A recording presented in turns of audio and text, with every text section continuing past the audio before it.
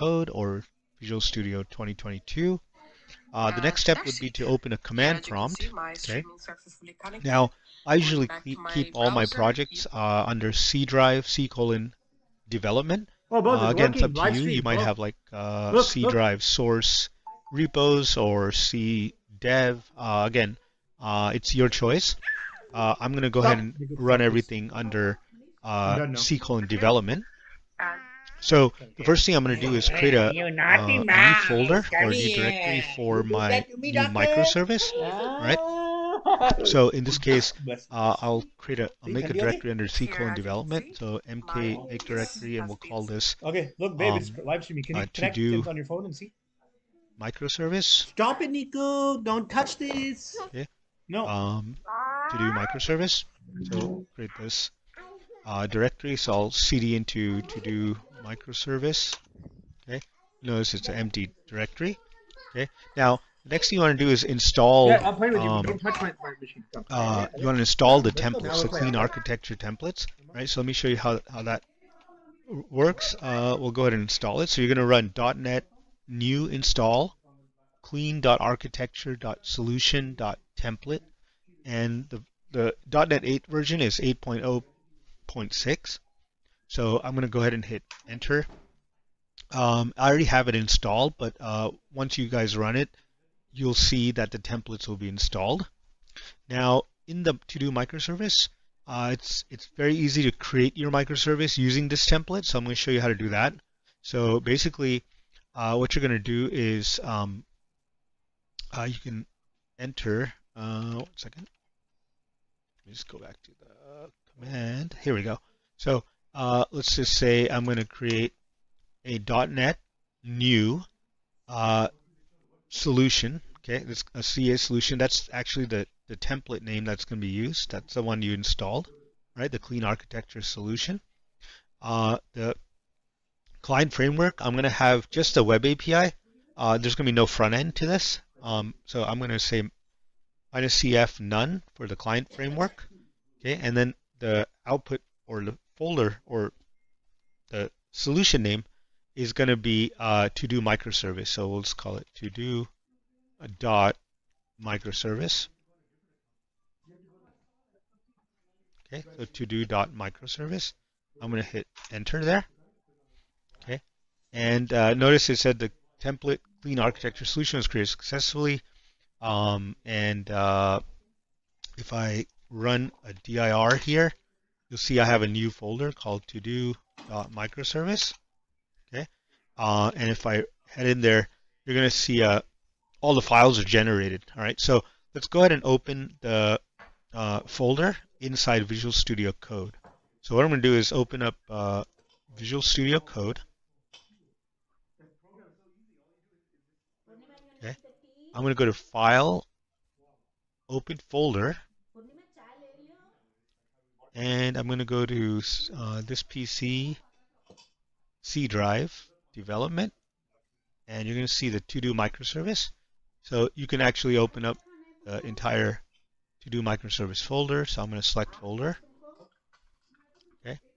So notice in the folder you get out of the template, out of the box, you get your source code.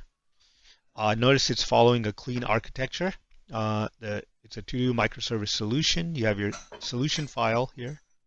You have your source code broken down into application layer, domain layer, infrastructure layer, and web layer. Okay. It also comes shipped with tests for all your different layers. So that's a nice to have. Again, notice that I didn't have to build all this from scratch, right? It would take time. You can, feel free. But if you want a quick and dirty microservice that's ready to be deployed, ready to be set up with your CI/CD, has a testing framework that's backing it. Again, feel free to use these templates. It's nice to have if you're at work. You want to spin up a bunch of new microservices that can talk to each other through, let's say, RabbitMQ or some sort of messaging system.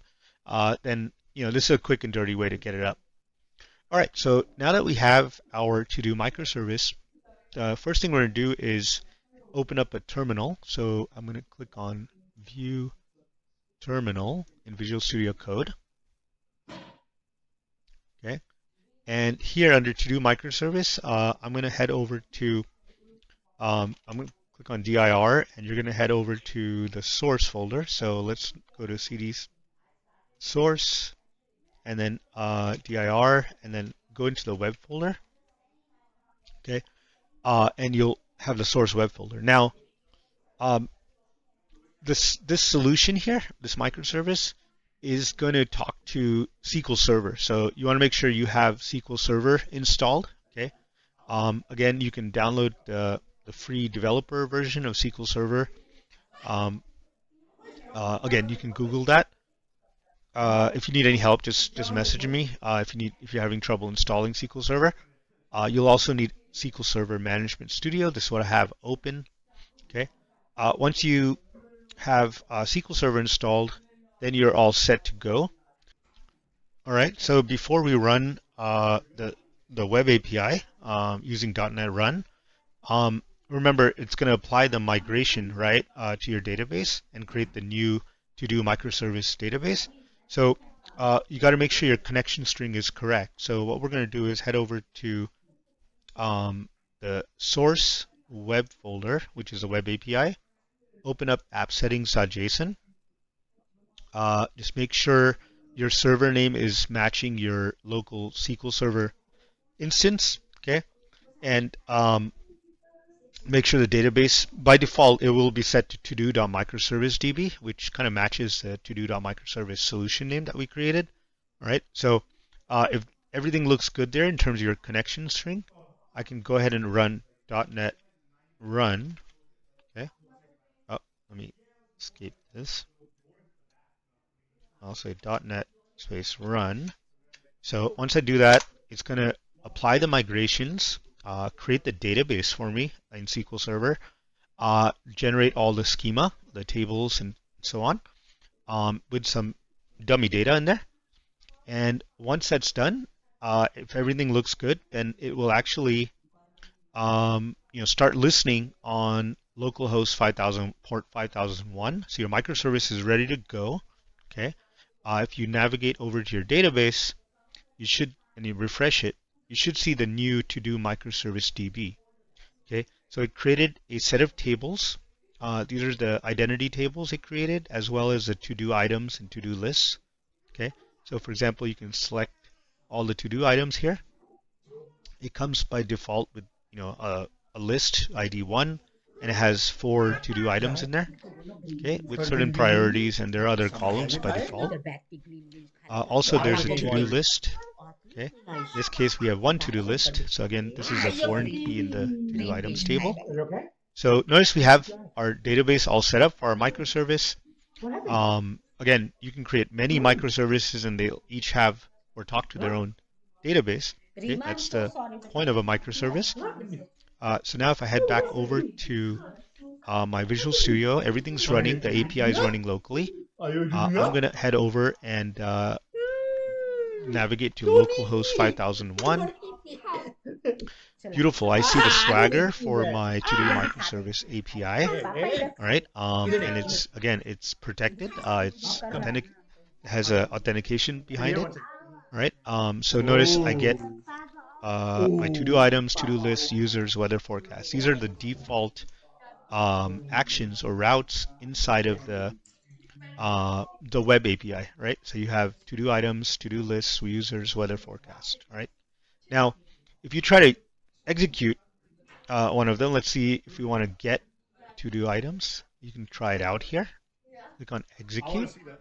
Okay, it's requiring a list ID, so we know that's 1. Let's call it page number 1 and page size 10. Click on execute.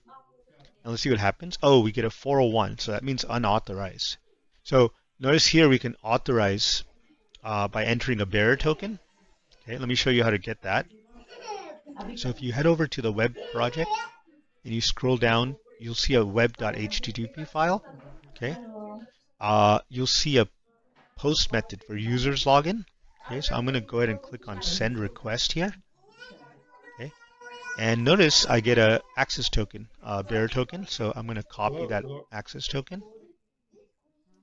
Control C. Head back over to my localhost 5001 to-do microservice API. Click on authorize. Make sure you enter bearer and then paste in the token. Click on authorize. Perfect. Now we're authorized, so we'll close this window. Now if I hit execute on the to-do items get endpoint, I should see my entire list that's in the database. That's beautiful, right? So I have 4 to-do items here. Again, you feel free to test out the other endpoints. You can create a new to-do item. You can try it out here. Let's say it's part of list ID 1, and the title is Manish Narayan new to-do item. Okay, and we'll click on execute,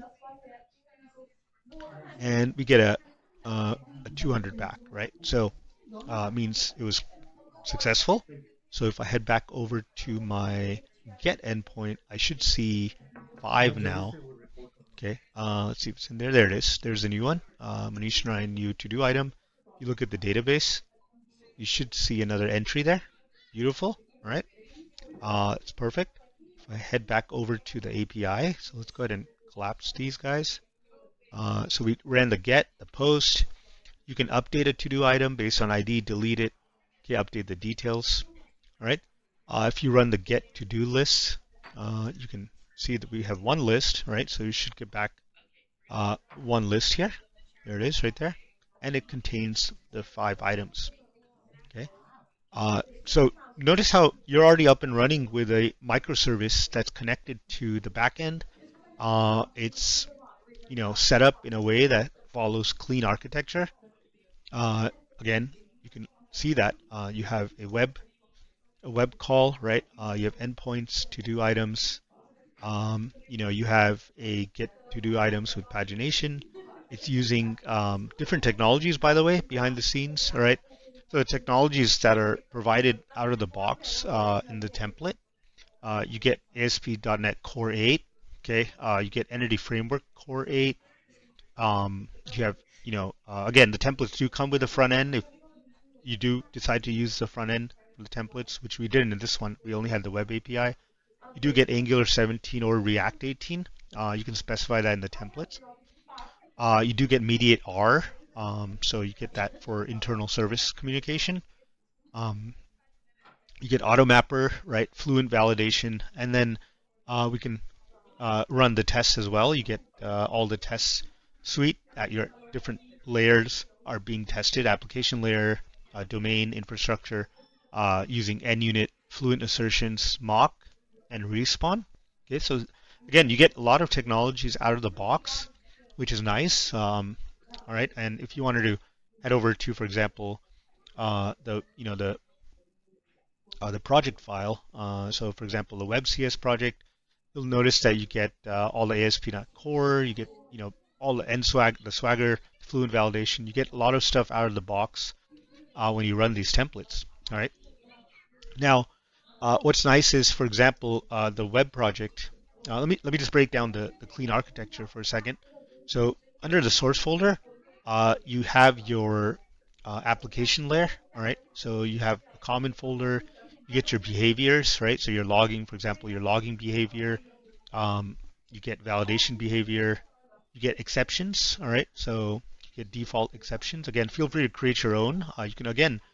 If you decide to rename some of these, you don't want the to-do. Remember, this to-do comes out of the box. You could change all of your objects to match your microservice. You might have like a booking service or a flight service or a pizza ordering service. Whatever the microservice is, and its business objective, you can kind of start with a template, have everything up and running, which is nice. You don't have to build it from scratch, and then you can start to refactor and rename some of the different behaviors, some of the domain objects. So under application, for example, to-do items, it comes with commands. All right, you'll see a create to-do item command. All right, this is using the Mediate R pattern. All right, so you have the commands, you have your queries. So the CQRS, command query responsibility segregation. Right, so you have your commands and queries. And then you also have event handlers. Okay. Again, all this is out of the box, which is nice, right? So, for example, if I went to create to-do item command, right? You'll see that everything's going to be handled out of the box, all right? Which is nice. Okay. Again, feel free to modify this to your business objective, all right, or your use case. So you get commands, event handlers under to-do items. Same goes for to-do lists. You have commands and queries. Okay. And then by default, you'll get a weather forecast in there as well. One of the application domain objects, you get weather forecast, which comes with just the queries, get weather forecast queries. Okay. So again, you get this out of the box. This is just like generating random weather summaries, right? So you get that to play with. Then your domain layer, you have your common, your base domain objects, for example, base entity. So your common entities like to-do item entities, they will inherit or extend from base entity. You get a base event object, right? So that's under common. You get a bunch of constants here, some policies and roles. Okay, again, feel free to add or subtract. Your base entities here in your domain layer, you have the to-do item. That's what we saw when we ran the get to-do items. All right, and then you have the to-do list. So those are the two domain entities. Okay, you do have some enums in there. That's priority level for some of the domain entities. Okay, so if you go to priority level here, that's an enum part of the to-do item. And then you have events in here. So again, you can integrate this with RabbitMQ, and I'll probably show you in the future videos how to do that. But you have, like, for example, a to-do item completed. For example, to-do item created event. Okay, it extends base event here. And then you have the exceptions, domain exceptions, right? Again, feel free to add or subtract here. Okay, that's basically the domain layer, right? So we cover the application layer, the domain layer. Then you have your infrastructure layer, right? So this is where your data sits. Okay, so we have our application DB context, right? So we have our DB sets for to-do list, to-do item.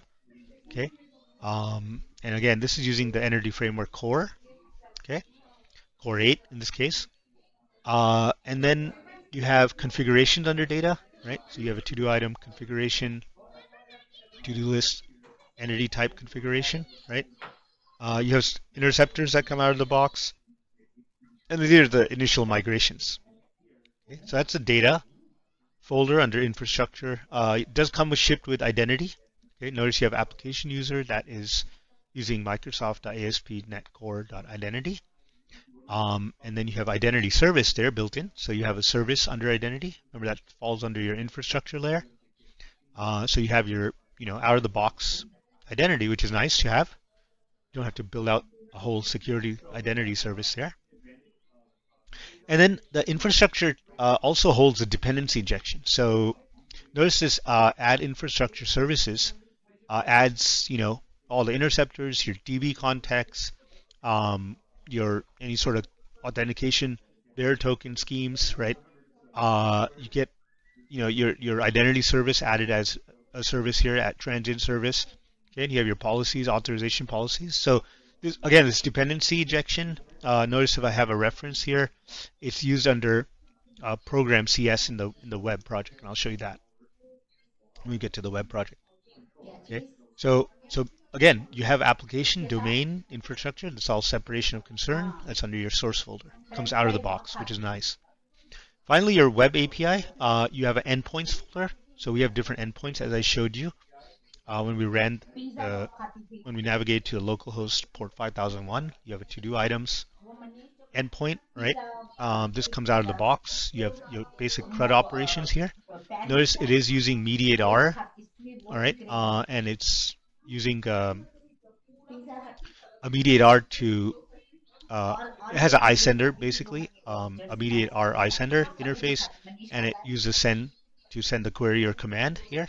Okay, you have a to-do list endpoint, users endpoint, weather forecast endpoint. Okay. Under the web, you also have infrastructure. So you have different exception handlers. All right. For example, here There's some not found exceptions, some custom exceptions. All right, so you can handle some infrastructure plumbing there. There's no pages here. It's just by default. It's a web API. We just have an API here. You have services. You have a current user service here. Okay. So that's basically it for the web API. Again, straightforward. Again, dependent on the other layers here. You have your app settings, all right, and your program CS. That's important, right? So program CS, notice, adds the application services. Okay. So if I head over to the implementation, you'll see this guy add application services or adds AutoMapper, Mediate R. Okay, so you get the application services there. If I head back over to the program CS, you get the infrastructure services, right? Okay, you have the web services, and then your default out of the box web API defaults for that are part of your app builder, right? So yeah, it's all out of the box. It's nice, everything's set up for you, and ready to go, right? So we just had to run .NET Run, and it's live. Your microservice is live, which is pretty cool. Again, you have your testing folder. Feel free to run that as well. You can see all the tests, all your unit tests and functional tests, integration tests run for the various layers, which is nice. Okay. So again, thanks for watching. This is how to set up a quick and dirty microservice. You can set up, let's say 3 or 4 different microservices that talk to each other, talk to, say, some sort of messaging, AWS, Azure, RabbitMQ, and so on. And I, hope to extend this further, and I'll see you in the next set of videos. Hope you enjoyed it. Thanks. Hey guys, if you found the video helpful, please give it a thumbs up and subscribe for more content. See you next time.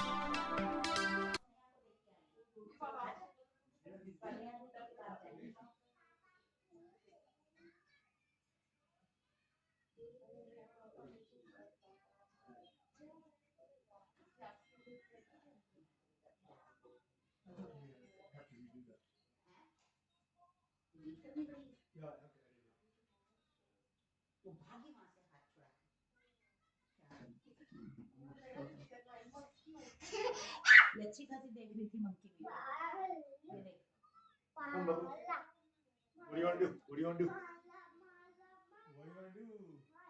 Who are these guys here? Having a tea party? Papa joined the tea party?